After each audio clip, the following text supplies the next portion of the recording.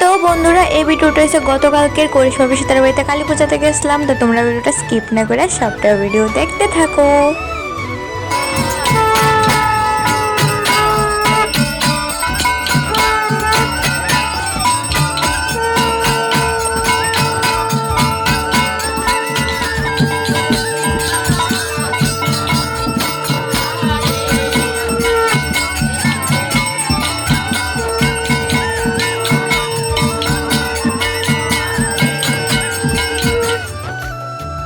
তো এই মাত্র পূজা শেষ হইলো, আর আমরা অঞ্জলি লইছি না, তারপরেও আমরা ফোঁটা দেওয়া দিছি একটা একটা। তো পূজাটা যখন শেষ, এখন আমরা সবাই দিয়ে দিল প্রসাদ।